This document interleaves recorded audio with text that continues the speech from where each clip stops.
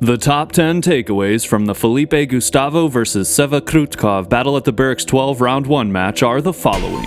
Hello, and thank you for joining another episode of Dumb Data, where we break down the numbers so you don't have to. In this breakdown, we're taking a look at the top 10 takeaways from the most recent Battle at the Berrics match. What's in store for us with the second to last pro versus pro battle of Round 1? Let's take a look and dive into the data. Number 10. Sewa and Felipe's kits. Looking back through the years, Sewa's clothing style looks like it's evolved. I'll be the first to admit I'm no fashionista, but the vest on the thumbnail is a nice touch from Sewa compared to the Red Bull hat and XLTs he normally rocks. I was bummed to see he didn't wear the vest during the battle. I'm a simple Dickies 874 wearer and want to get into the denim game soon, but at this point in time, I can't say I'm a huge cargo pants advocate. The black and white Adidas with the white sole are a timeless choice. Felipe rocking the black top and bottom aesthetic with white tweaks is a tried and true selection, and he pulls off the sweatpants about as well as any skater could. Number 9. The beautifully symmetrical straight 8. I'm so glad to see straight 8s popping up in this season's recent matches. It's not just the skills that make these skaters pros. It's also the mutual understanding exemplified by Sewa and Felipe performing fundamentals in the beginning of a match, preserving the sanctity of an honest battle between foes.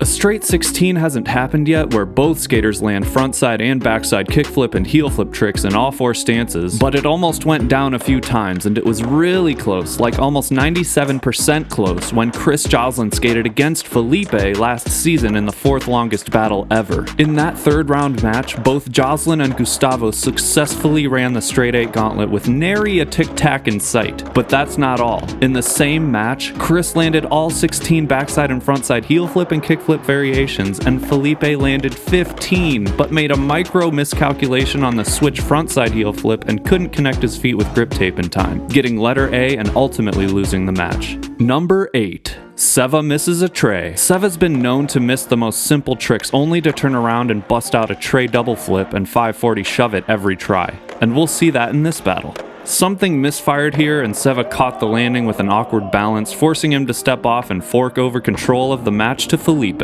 Number 7. Felipe's unnecessary second attempts. Felipe is an Olympic skateboarder. In fact, I think he was the first Olympian to skate in the finals of the street competition of the Tokyo Games. We know you're good, Felipe. A tiny tic-tac on a nollie heel won't kill you. Your first attempt counts. There's no need to showboat with a second attempt, and it just looks worse when you bail on the redo that's not even required. Number 6. Felipe's switch big heel flip. Accounting for how much experience he has in getting to the later parts of the tournament almost every season, Sewa's not about to end this battle so quickly, even if it is on a difficult trick like a switch big heel flip. Before this match, Sewa was 50% successful at a switch big heel, landing one and missing one 2 seasons ago. The one switch big heel flip Sewa landed took place in the Battle at the Berrics 10 championship match against Chris Joslin. Sewa's still 50% on the switch big heel flip after missing one and landing one in this battle, but his success rate is almost 10% below the tournament's 59.36% consistency. Well, would you look at that? Felipe's never missed a switch big heel, and he leads the list in total number of successful attempts with a respectable 5 makes. We can see there's a 15-way tie for first with all those skaters enjoying a 100% consistency rate for switch big heels. But apart from Felipe and Carlos Ribeiro, no one with a perfect record for that trick landed more than 2. Shane O'Neill seems to have a soft spot for switch big heels. Good lord, he's racked up 20 of those bad boys over the years. 6 separate victims have lost a battle on a switch big heel flip, including 9 Club co-host Jaron Wilson in his Battle at the Berrics 1 Round 1 match against Mike Carroll, and this was the first time a match ended on that trick.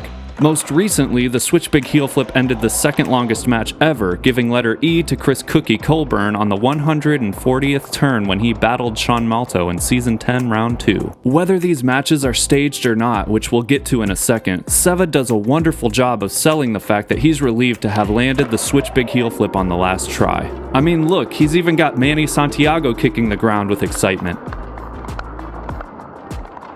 Number 5. Sewa's comeback. As expected, Felipe made the match interesting by at least landing 4 tricks on defense after the turnover from missing what the Berrics is calling a switch tray. I'd argue from the flick he's trying for a switch varial flip, but whatever, I'll log this one as a missed switch tray. Felipe landed a hard flip, switch tray, fakie tray, and a fakie double flip on defense, but Sewa's uncompromisingly brutal trick selection steadily sliced away at Gustavo until the horrifying death blow that Sewa lied about. My death blow trick would be the hard flip from revert.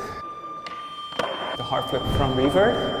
Reared its ugly head. Sewa has attempted and landed 24 godforsaken tray double flips and only ever had to redo 1. He's never missed a tray double flip, and he's won 3 matches with that diabolical board maneuver. Sewa's competed as an individual in 25 battles, and the only time his double tray didn't stink up the place was when he missed the chance in the Season 7 finals match against Cody Cepeda after forfeiting control from a missed kickflip. The data says there's hardly any doubt that if Cepeda didn't skate absolutely perfectly on finals night, preventing any further chance for Sewa to set the trick, then Sewa would have indecently exposed the double tray in that match too. Now that the match is over, the victory going to Sewa seamlessly segues to Number 4. Skepticism of Battle at the Berrics legitimacy.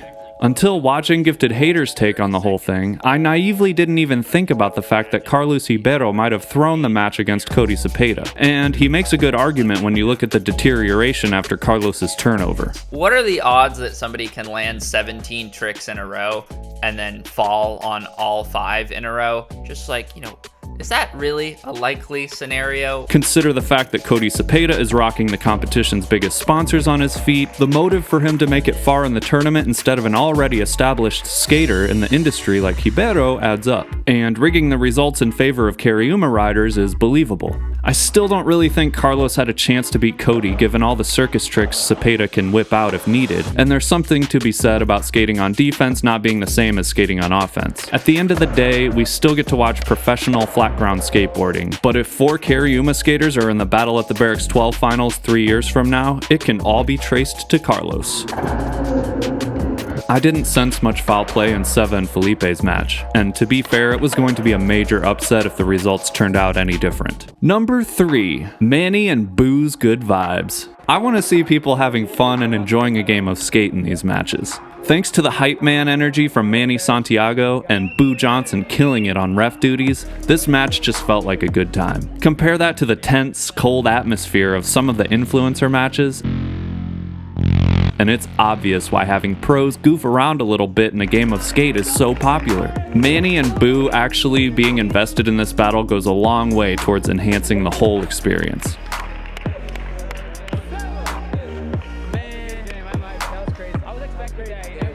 Number 2. Consistency. Excluding his involvement as a member of the Legion of Doom, Sewa Kroetkov's consistency rate prior to this battle was 81.16%, and even though he won, his overall consistency dropped to 81.07%. Felipe Gustavo before this match had a consistency rate of 73.59%, and contrary to Sewa, his consistency didn't change following the loss. Number 1. What's next for Sewa? Looking ahead to round 2, Sewa's assigned to skate against Gustavo Ribeiro, the Portuguese powerhouse.